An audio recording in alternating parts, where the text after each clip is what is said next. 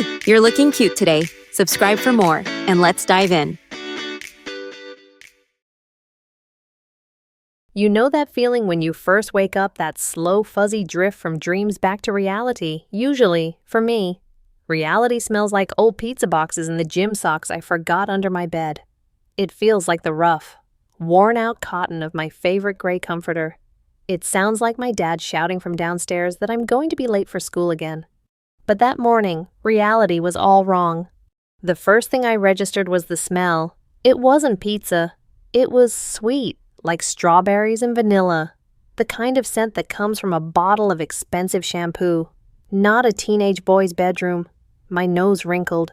The second thing was the light. It was soft, filtered through thin, pastel pink curtains, painting the room in a gentle, warm glow. My room has blackout curtains. I'm a vampire until at least 10 a.m. on weekends. This was not my room. My eyes fluttered open. The ceiling was white and smooth, with a delicate, flower-shaped light fixture in the center. I was lying on my side, and my head was resting on a pillowcase that felt impossibly soft, like silk. A soft floral patterned comforter was pulled up to my chin. My own comforter felt more like sandpaper in comparison. Okay, I thought, my brain still thick with sleep. This is weird. Did I get drunk last night? No, it was a Tuesday. I don't drink on Tuesdays. I pushed myself up, and that's when the second wave of wrongness hit me. A full-body tsunami of sheer, unadulterated panic. Something was in my way. On my chest, two solid, heavy mounds were pressing against the mattress. I reached out a hand to brush whatever it was away, and my fingers met soft, warm skin, my own skin. But it wasn't flat. It was curved, rounded. I froze, my hand resting on a soft, yielding breast. My heart started hammering against my ribs like a trapped bird. I squeezed. It was definitely attached to me. My hand flew up to my other side. Another one. They were mine. My breath hitched. This wasn't a dream. In dreams, you can't feel things this vividly, the weight of them, the way they moved slightly as I shifted. Then I noticed my hair. It was everywhere. A curtain of it had fallen over my face, tickling my nose and lips. It wasn't my usual short, brown buzz cut. This hair was long, so long it was tickling my shoulders. I grabbed a handful. It was silky and fine, and under the pale morning light, it looked like coppery red silk. My hands, the ones grabbing the hair, were wrong, too. They were small, slender. The fingers were long and delicate, with perfectly shaped, clean nails. My hands are usually calloused from video games and occasionally helping my dad in the garage. These were a stranger's hands. A whimper escaped my throat. It was a high, thin sound that I didn't recognize. I threw the comforter off. My legs were slender, smooth, completely hairless. My feet were small and arched. I was wearing some kind of silky nightgown, a loose, pale blue thing with thin spaghetti straps. As I looked down, I saw one of the straps had slipped off my shoulder, revealing a delicate white collarbone and, oh God, the thin, lace-trimmed strap of a bra. My mind was a screaming void. This couldn't be happening. It was a prank. It was a hallucination. Maybe I had a fever. I tried to remember yesterday. Think, Adam, think. The memory came back in disjointed flashes. Mom and Dad, sitting me down at the kitchen table. Their serious faces. Adam, your grades in social studies are slipping. Your empathy scores are low. Empathy scores. My school had this new obsession with what they called emotional intelligence. I thought it was a bunch of nonsense, so I didn't pay attention in class. So what? We've decided to enroll you in a voluntary weekend trial for the school's new empathy program, my dad had said, his voice leaving no room for argument. They say it's revolutionary. Helps you literally walk a mile in someone else's shoes. I remember scoffing. What? Are you going to send me to a soup kitchen? My mom had shaken her head. It's a technology-based program. Honey, it's supposed to build perspective. The next thing I knew, I was at the school's tech lab. It was a weird room, full of gleaming white machines that looked like something out of a sci-fi movie. There was another student there, a girl, Olivia Reed. Olivia was in a few of my classes. She was Olivia. Popular, pretty, red hair that always seemed to catch the light, a smile that was always on her face. She was the kind of girl I never talked to. We existed in completely different social universes. She was talking to the program coordinator, a woman in a lab coat, and she was laughing. She looked over at me, her green eyes sparkling. "Hey, Adam, you doing this too? It's gonna be so cool." I just grunted. They had us lie down in these two pod-like machines. They put a weird silvery helmet on my head. "This will just feel like a long, deep sleep," the coordinator had said soothingly. "The synaptic transfer allows you to experience a day from a completely different perspective. It's perfectly safe." Olivia, in the pod next to mine, gave me a thumbs up and a dazzling smile just before the lid hissed shut. Synaptic transfer. Walk a mile in someone else's shoes. Oh, no. No, no, no, no, no. My breathing turned into ragged, panicked gasps. I scrambled out of the bed, my new, unfamiliar legs tangling in the sheets. I stumbled, my balance completely off. This body was lighter, shorter, and the center of gravity was all wrong. I crashed into a white vanity table, sending a few bottles of lotion and perfume clattering to the floor. My eyes locked on the mirror above the vanity. For a second, I didn't understand what I was seeing. A girl was staring back at me, a terrified-looking girl with wide, panicked green eyes. She had a cascade of messy, copper-red hair falling around her face. Her skin was pale and dusted with a few faint freckles across her nose. Her lips were parted in a silent scream.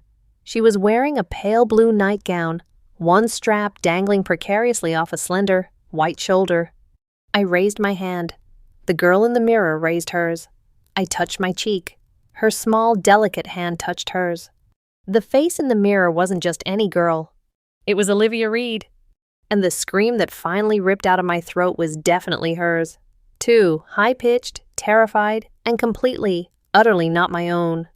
I must have stayed on the floor, hyperventilating, for a good 10 minutes before a buzzing sound from the nightstand snapped me out of it. I crawled over, my hands and knees clumsy on the plush. Pink rug. It was a phone, her phone, Olivia's phone. A message notification glowed on the screen. With a shaking finger, I tapped it open. It was from my number. My phone. "Morning, sleepyhead. Hope you slept well in my bed. Just a heads up, don't be late for school. Uniform is in the closet. Everything you need is in the bathroom. Try not to mess up my hair too much. 3-0 from your body, LOL."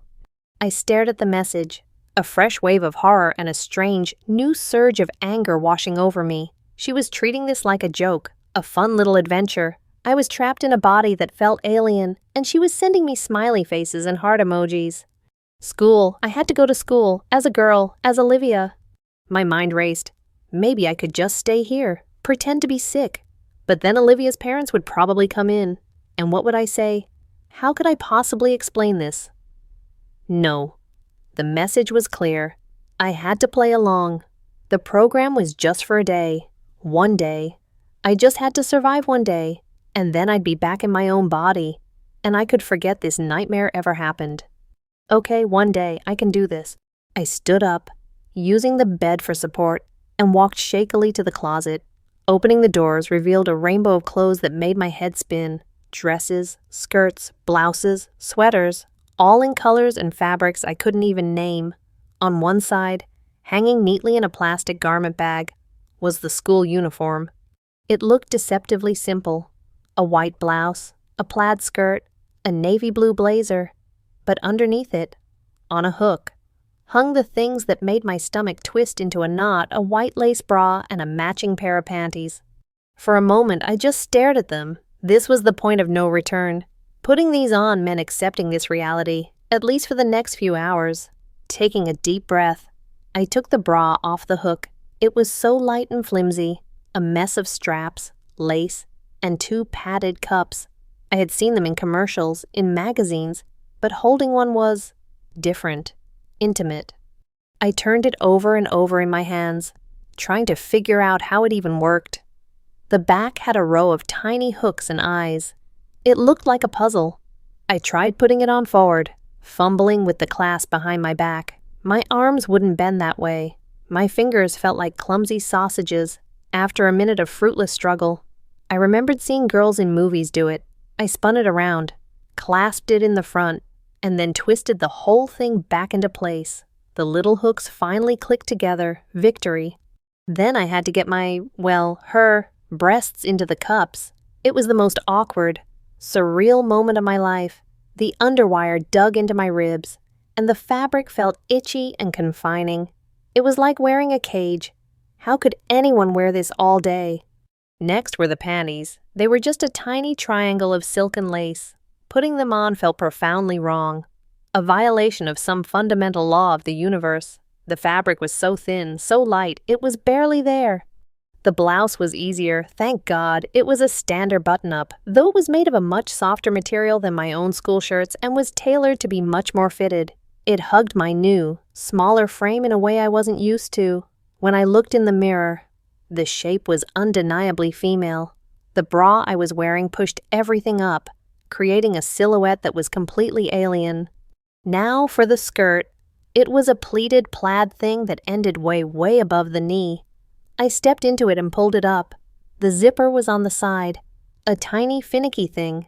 The waistband settled on a waist that was much smaller and higher than my own. The fabric was light, and when I moved, it swished around my thighs. I could feel the cool air on my upper legs.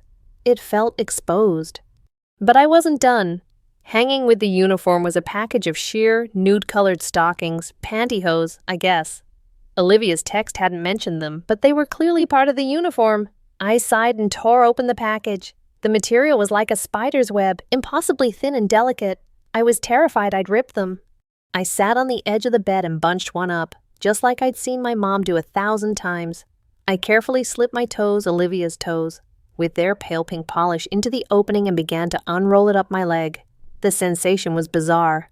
It was a soft, smooth, constricting feeling, like my entire leg was being wrapped in a thin layer of silk. The nylon slid over my smooth shin, my calf, and then up over my knee to my thigh. It clung to every curve.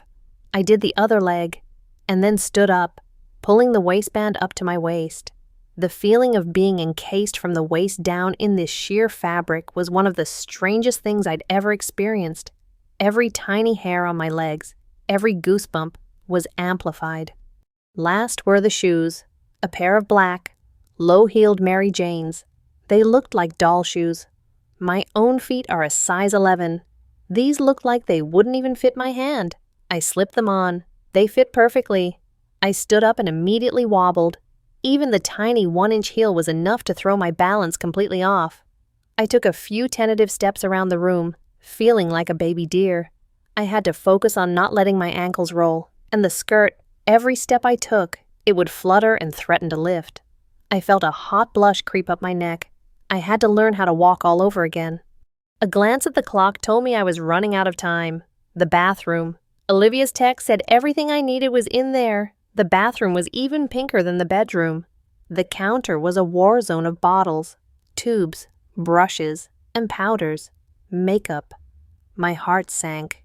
There was a note taped to the mirror, written in loopy, girly handwriting. Adam, just the basics, foundation, the one with the green cap, a little mascara, the black tube, and some lip gloss, the sparkly one. Don't go crazy. I followed the instructions as best I could. The foundation felt like smearing cold mud on my face.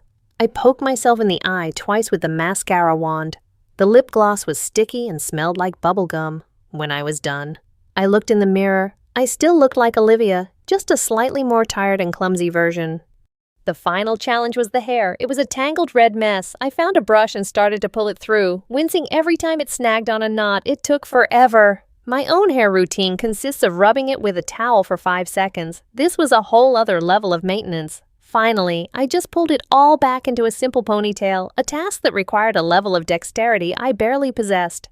I took one last look in the full-length mirror on the back of the door. A stranger stared back at me. A girl, a pretty girl, I guess. She was wearing a perfectly pressed school uniform. Her legs, sheathed in sheer nylon, looked long and delicate. Her face was framed by that fiery red hair. But her eyes were mine, wide, terrified, and screaming. What in the world have I gotten myself into? Walking out of Olivia's front door felt like stepping onto a stage without knowing any of my lines. The sun was too bright, the air was too cool on my bare legs. and the clicking sound of my stupid Mary Jane shoes on the pavement was deafeningly loud. Every person I passed on the street, every car that drove by, felt like an audience. I was convinced they could all see right through me, that they knew I was a fraud in a plaid skirt. I walked with my head down, my arms wrapped around myself, trying to make myself smaller, the backpack, a stylish pink thing instead of my usual black lump, felt foreign on my shoulders. Its straps dug into my new, narrower frame in a different way. School was a nightmare. The moment I stepped through the main doors, I was ambushed.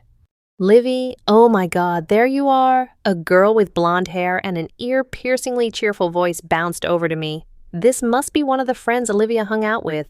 Jessica, I think her name was. She looped her arm through mine. Did you finish the calculus homework? I'm totally lost on the last two problems. Also, did you see what Mark posted on Instagram last night? So cringe. I just stared at her, my mouth dry.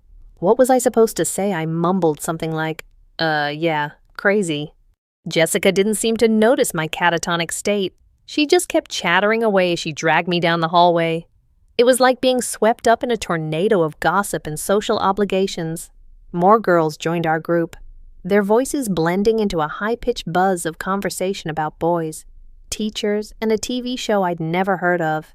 They'd ask me questions directly, and I'd have to scramble for a one-word answer, praying it was the right one. I survived by nodding, smiling weakly, and saying totally a lot. It seemed to work. The classroom was no better.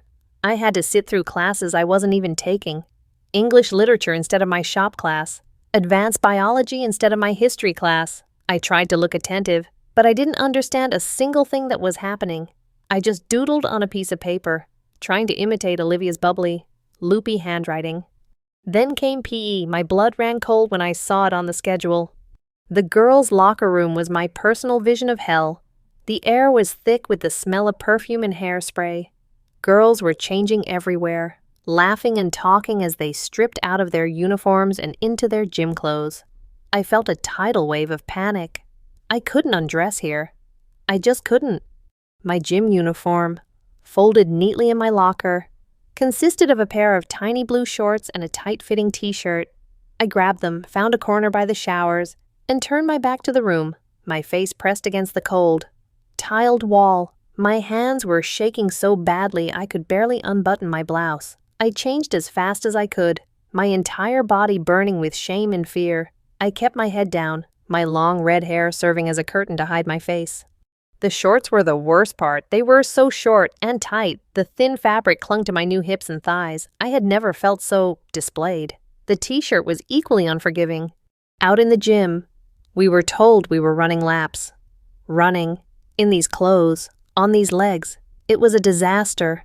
My new body wasn't built for it. My stride was all wrong. My lungs felt small, and the unfamiliar bounce in my chest with every step was distracting and uncomfortable. After one lap, I was gasping for breath, a stitch burning in my side. And that's when my best friend, Harry, saw me. He was across the gym with the rest of the guys, and he jogged over, a teasing grin on his face. "Whoa, Reed, you look like you're about to pass out." Taking it a little easy today. I couldn't speak.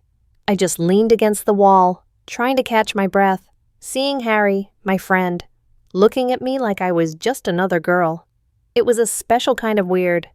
He leaned in closer, his grin fading slightly into a look of concern. "Hey, you okay? You seem off."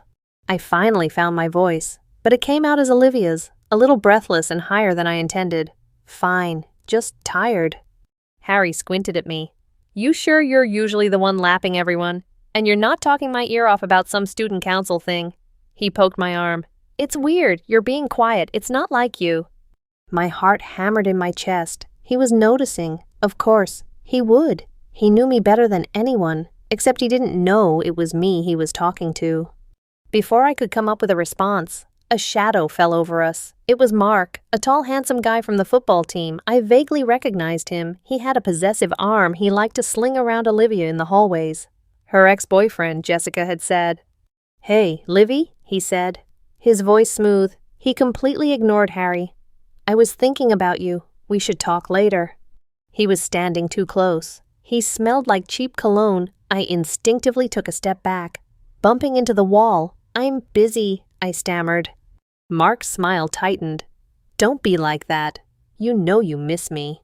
He reached out to touch my hair, and I flinched away so hard I nearly fell over. "Hey, man, back off," Harry said suddenly, stepping between us. "She said she's busy." Mark shot Harry a dirty look, but eventually shrugged and walked away. I was left staring at Harry, my mind reeling. My best friend had just defended Olivia from her jock ex-boyfriend. The whole situation was so twisted it was almost funny. "Thanks," I whispered. Harry just shrugged, but he was still looking at me with that strange, analytical expression. "No problem, that guy's a jerk." He paused. "Seriously, though, Reed, you are acting super weird today. It's like you're a completely different person." I just offered him a weak smile. "If only you knew, man. If only you knew." The rest of the school day passed in a blur of anxiety. By the time the final bell rang, I was emotionally and physically exhausted. All I wanted was to go back to Olivia's pastel prison of a bedroom, lock the door, and hide until it was time to swap back. But my day of torture wasn't over yet. Just as I was packing my bag, Harry came up to my Olivia's locker. "Hey," he said, leaning against the locker next to mine. "You and I are partners for that history project. Remember the one that's due Friday? We should probably, start it." I had completely forgotten. The history project, the one Mr. Henderson assigned us last week. A project I was now supposed to do with my best friend, who thought I was a girl he barely knew. "Oh, right," I said, my voice flat. "My place is a mess," he said. "Can we work at your house?" A cold dread filled my stomach. Harry, in Olivia's house, with me, this was a terrible, horrible, no good, very bad idea, but what could I say? Olivia would probably have said yes without a second thought. I was trapped. "Yeah, sure, okay," I muttered. The walk to Olivia's house was excruciatingly awkward. Harry kept trying to make small talk, but I was too busy concentrating on not tripping in my stupid shoes and trying to figure out how to act like Olivia. She was always so bubbly and confident. I felt like a nervous little mouse. Her house was empty when we got there. Her parents were probably still at work. I led Harry up to her room, feeling like I was showing him a top-secret facility. "Whoa," he said, looking around the pink, frilly room. "This is exactly what I expected your room to look like. Read." I just shrugged and dumped my bag on the floor. We sat on the rug and tried to work on the project, but it was impossible to concentrate. The whole situation was too bizarre. Harry kept looking at me, and I kept looking away. The air was thick with a strange tension. After about 20 minutes of unproductive silence, Harry tossed his pen down. "Okay, this is pointless. You're a million miles away. What's going on with you today?" "Nothing. I'm just tired." I lied again. He didn't buy it. He looked around the room, and his eyes landed on her open closet. A mischievous grin spread across his face. I've always wondered. You popular girls have, like, a million outfits. Is it all just school stuff and jeans? My blood ran cold. "What are you talking about?" He stood up and walked over to the closet. "I'm just curious. Like, what do you wear to parties and stuff?" He started rummaging through her clothes. I wanted to scream at him to stop, to get out, but I was frozen. He pulled out a hanger. On it was a short, sparkly, dark blue dress. It was sleeveless and looked like it was made of sequins. "See, like this," he said, holding it up. "I bet you look completely different in something like this." "Harry, don't," I said, my voice a weak protest. But he wasn't listening. He was on a roll. He had this look on his face, a mix of curiosity and playful teasing that I knew all too well. It was the same look he got before he convinced me to try to jump my bike over a recycling bin. It was his "this is a great idea" face. "Come on, just for a laugh," he said, tossing the dress onto the bed. "We're not getting any work done anyway. Lighten up a little. I'm bored." My mind was screaming no, but a tiny traitorous part of me was curious. What would it feel like? It was just a game, a joke between friends.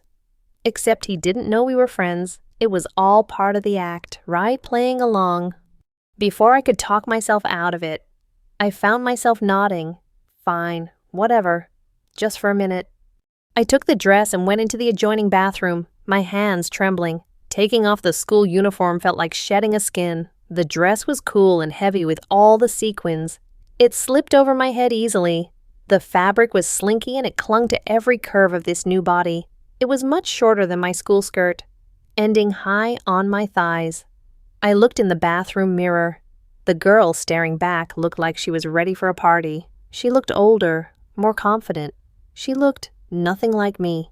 When I came out, Harry's jaw dropped. He was quiet for a second. "Whoa," he said softly. "Okay, I was kidding, but whoa." His reaction sent a weird jolt through me. It wasn't embarrassment. It was something else. A strange, unfamiliar flicker of pride. But Harry was already back in the closet. "Okay, what else have you got?" He pulled out something else. It was a cheerleader uniform, a short pleated skirt and a tight sleeveless top with the school's logo on it. "No way," I said, shaking my head. "Absolutely not." "Oh, come on," he laughed. "You're on the squad. Right, you must wear this all the time." He waggled it at me. "This is for science. I'm conducting a scientific experiment." I don't know why I gave in. Maybe it was because a part of me had just given up fighting. Maybe it was because, in a twisted way, this was the most normal I'd felt all day bantering with Harry, even if the circumstances were insane. I changed again. The cheerleader uniform was even more revealing than the dress. The top was tight, and the skirt was ridiculously short. When I came out this time, Harry was laughing so hard he had to sit down on the bed. Okay, that's just not fair," he said, wiping a tear from his eye. "You actually look like a real cheerleader." I just stood there, my arms crossed, feeling the soft, smooth fabric of the uniform against my skin. The skirt swished with even the slightest movement, the pleats rustling softly. I could smell the faint, clean scent of Olivia's laundry detergent on the fabric, mixed with a hint of her vanilla perfume. "One more," he said, his eyes gleaming. He went to her dresser this time and pulled out something simple, a pair of dark, tight-fitting jeans and a soft, fuzzy, pale pink sweater. Okay, something normal, casual weekend look. I sighed, but I took the clothes. This time, it felt different. The jeans were a struggle to pull on over my hips, but once they were on, they felt good, stretchy and comfortable. The sweater was incredibly soft, and it hugged my torso in a gentle, warm embrace. When I stepped out of the bathroom for the third time, Harry wasn't laughing. He was just looking at me. He was sitting on the edge of the bed, and his teasing smile was gone.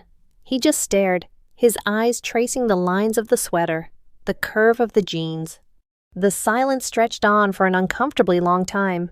What I finally asked, my voice barely a whisper, I felt suddenly very self-conscious, more so than in the sparkly dress or the silly uniform. This felt real. Harry shook his head slowly, a look of genuine surprise on his face. He looked up and met my eyes. "It's just..." He started, then stopped. He swallowed. "I don't know. Don't take this the wrong way. Read, but in that sweater, you're actually really pretty." He said it so simply, so honestly. It wasn't a line, it wasn't a joke, it was just an observation, and it hit me like a physical blow. My face flushed hot, a deep, burning blush that spread from my cheeks all the way down my neck. My heart did a weird little flip-flop in my chest.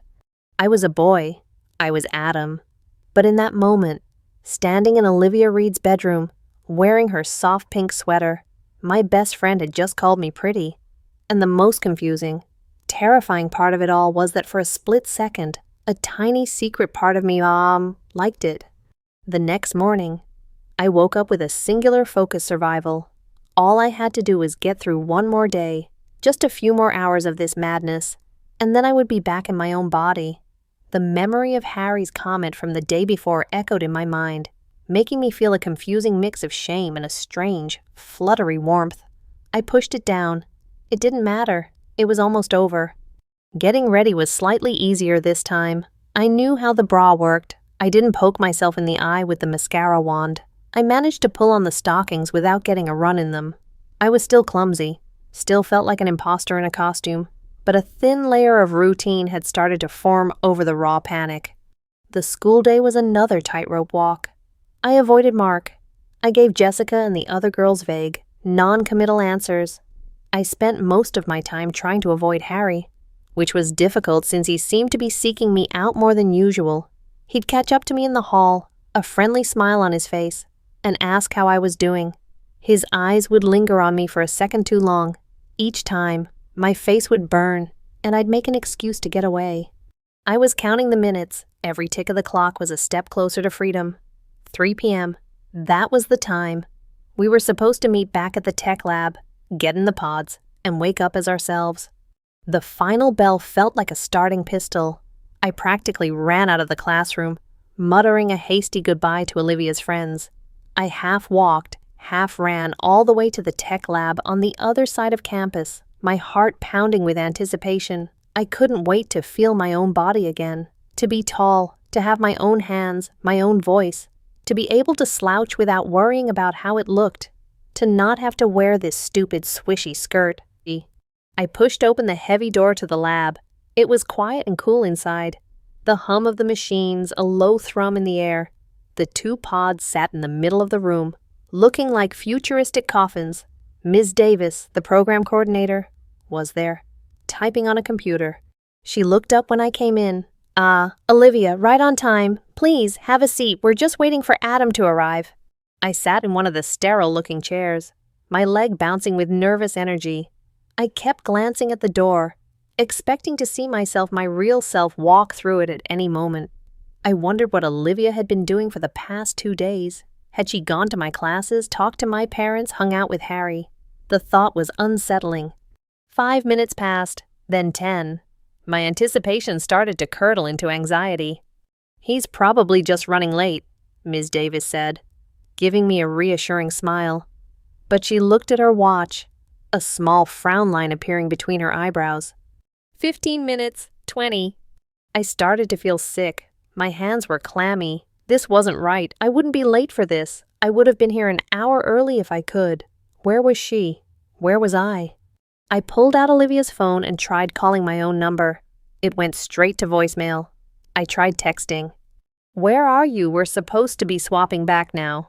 No reply. The little dots that indicate someone is typing never appeared. 30 minutes, 45. The knot in my stomach was so tight I felt like I couldn't breathe. Ms. Davis was now pacing back and forth, her professional calm completely gone. She kept making calls on her own phone, her voice low and tense. Finally, she hung up and turned to me. Her face was pale. "Olivia," she said, and her use of that name made me want to scream. It'd been a development. Adam isn't coming." "What do you mean he isn't coming?" I shot up from my chair. "Did something happen to him? Is he hurt?" Panic seized me. What if she'd gotten my body into an accident? No, nothing like that," she said quickly, holding up a hand to calm me. The person in his body left a message with the main office for me, and a letter. She walked over to her desk and picked up a sealed white envelope. She held it out to me. My hand was shaking as I took it. It was addressed to Adam. The handwriting was loopy and familiar. It was Olivia's. I tore it open. My eyes scanned the page, the neat, bubbly words blurring together. "Dear Adam, I'm so sorry to do this to you. I know this is a terrible shock, and you're probably freaking out right now, but I can't come back. I can't switch back. These past 2 days, being you, it's been the best 2 days of my life. People listen to me. They take me seriously. I don't have to spend an hour on my hair. I don't have to worry if my skirt is too short or if my makeup is smudged. I can just be. No one cares what I look like. They just care about what I can do. I feel strong. I feel free. You don't know what it's like. Always having to smile. Always having to be nice. Always having to look perfect. The constant pressure. The judgment. I hate it.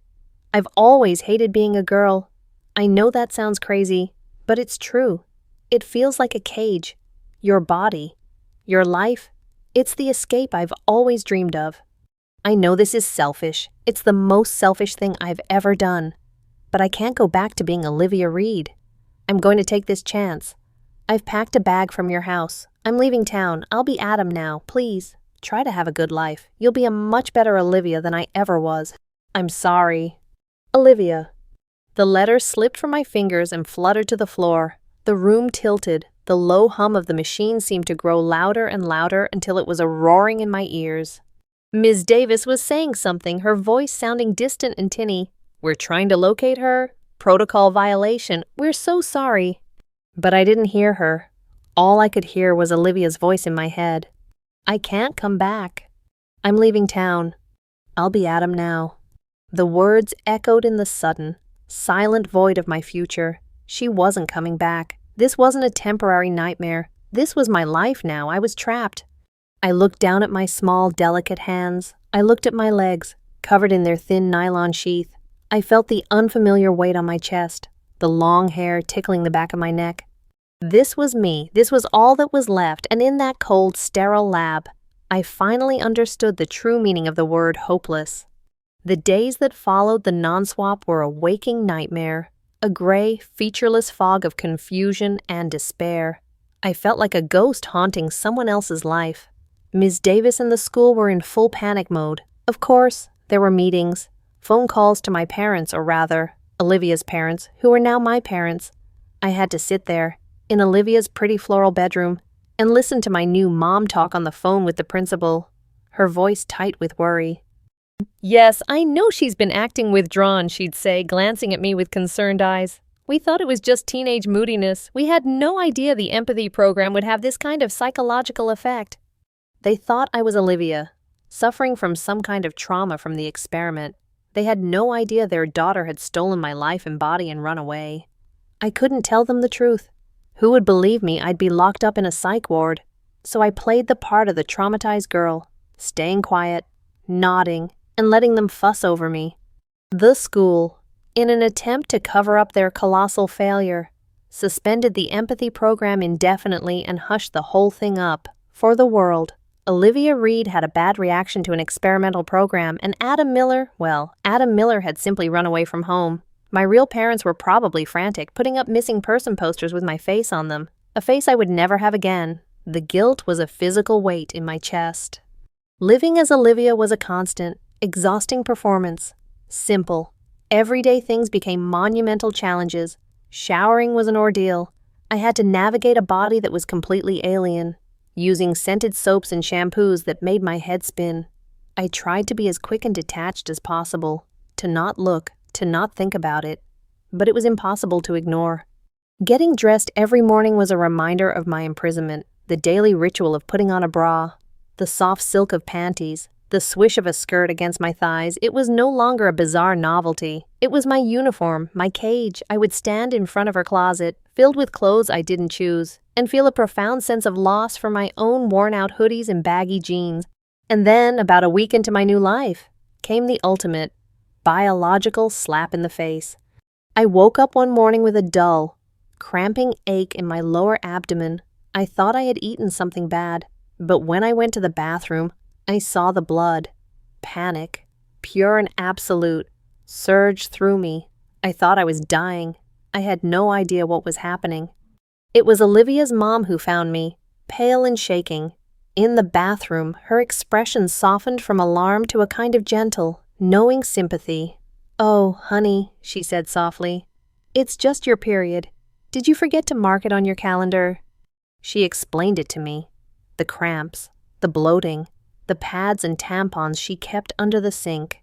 She explained it all so calmly, as if it were the most normal thing in the world. And for her, for every other girl, it was. But for me, it was a biological horror story.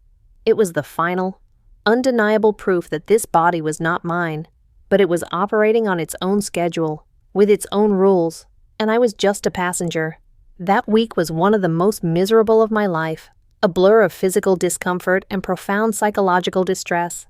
Yet, in the midst of all this horror, strange things began to happen, small, almost imperceptible shifts in my reality. People were nicer to me. Teachers who used to yell at me for not paying attention now asked me gently if I was feeling okay. The grumpy lunch lady gave me an extra cookie. Strangers held doors open for me. When I was Adam, the world mostly ignored me. As Olivia, The world seemed to bend over backward to be pleasant. And there were the looks. I started to notice them. Boys in the hallway would watch me as I walked past. Sometimes they'd smile or whisper to their friends. At first, it made me deeply uncomfortable. Paranoid, but slowly. A different feeling started to creep in. It was a feeling of power. I had never been looked at like that before, admired. It was intoxicating and terrifying all at once. One afternoon, I was walking home from school, lost in my own miserable thoughts. I caught my reflection in a large store window. A girl with fiery red hair, wearing a cute sweater and jeans, a sad, thoughtful expression on her face. She looked like a character from a movie. For a split second, I didn't see the prison, I just saw a pretty girl. The same thought I'd had when Harry called me pretty echoed in my mind. The reflection was aesthetically pleasing. It was a strange, detached observation, but it was there. I was still miserable. I still felt like a fraud, but the sharp edges of my panic were beginning to dull, worn down by the daily grind of my new existence. I was learning the rhythms of this life. I learned which shampoo made my hair softest. I learned how to apply just enough makeup to look awake without looking overdone. I learned how to walk in heels without wobbling. I was learning how to be Olivia Reed. And the scariest part was that, in tiny incremental ways, it was becoming less of an act. The line between Adam the prisoner and Olivia the character was starting to blur. The first thing I did once the initial shock wore off was try to find her. Olivia, the real Olivia, who was out there somewhere wearing my face.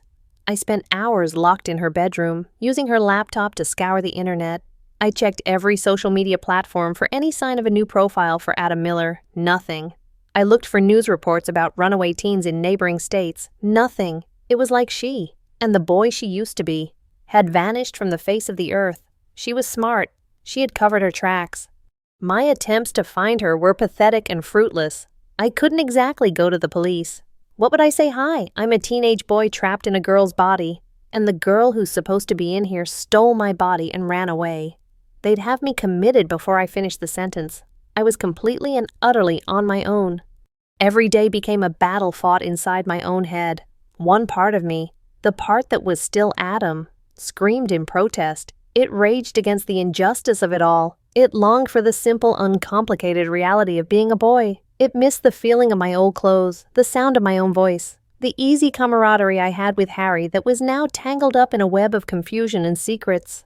This part of me wanted to fight, to find a way back, no matter how impossible it seemed.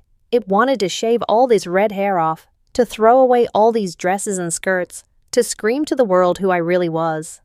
But another part of me was quieter, more pragmatic. It was the part of me that was learning, adapting, surviving. This part of me recognized the small comforts, the softness of the clothes, the way Olivia's mom would hum while she made breakfast, the genuine concern in the eyes of her friends who, despite my awkwardness, had accepted my moodiness and stuck by me. This part of me was also intensely curious. What was this life really like? I had seen the surface, the clothes, the makeup, the social dynamics, but what lay beneath? What did it really mean to move through the world as a girl? The question was a persistent whisper in the back of my mind. The internal conflict was tearing me apart. Some mornings I'd wake up and the wrongness of it all would hit me with the force of a physical blow, and I'd have to lie in bed for 10 minutes just to muster the will to get up. On those days, putting on the uniform felt like putting on a straitjacket. I'd feel clumsy and awkward, my movements stiff and unnatural. On other days, though, something strange would happen. I'd wake up and the initial shock wouldn't be there. I'd just be me, in this room, in this body.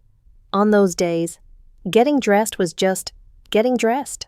My fingers would work the bra clasp without fumbling. I'd pull on the stockings, the smooth, snug feeling on my legs now familiar, almost comforting.